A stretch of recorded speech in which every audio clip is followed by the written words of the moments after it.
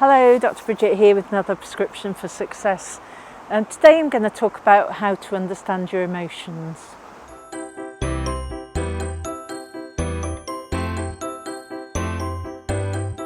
So there are lots of models in psychology and NLP about how to understand your emotions, but this is one that I hadn't come across before, and it's really a two-dimensional model. And it's really useful because if you can understand your emotions and you can grade your emotions and you can realise what you need to do to change your emotions, then that's got to be good, hasn't it? So the two-dimensional model takes account of valence, which is attractiveness. So that's whether something's good, whether something's bad, whether something's positive, whether something's negative. And it's a sort of subjective attractiveness of the emotion. And the other part of it is arousal, so whether you're energetic or lethargic, or whether you're wakeful or sleepy. So, valence really is that subjective sort of feeling. Just because something is good or bad doesn't mean to say that it's good or bad for other people, or necessarily for yourself.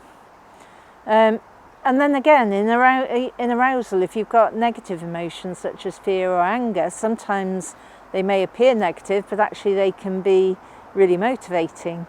And I've lost count of the number of people who I've worked with who say, "Oh, I can't let go of my fear or my anger because that's the only thing that motivates me."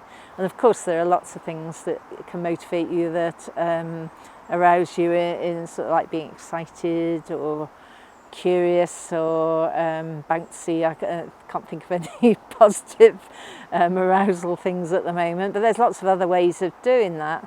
On the other hand, if you're talking about the arousal of sort of like perhaps relaxed or calm, then that is sort of potentially something that stops you from taking any action. So while we think, oh, that's a good sort of way of looking at arousal in a positive way, it may not be positive.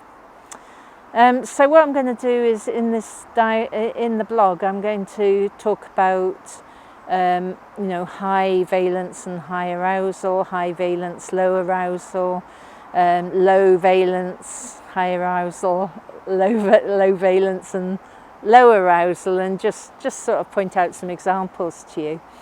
And I think the main thing to say is that this is an interesting way of looking at it, and awareness is key. Also, if you find that you're not managing your emotions in a particularly useful way or a smarter way, such as in this blog, then please get in touch, because I'm an unsticker, I'm a chief unsticker, and sometimes these negatives get in our way, and I can sort that out for you so that you can live the life you want, have the business you want, and really go for it. So that's me, Dr. Bridget, helping you to understand your emotions in a different way, and I'll see you next week. Bye.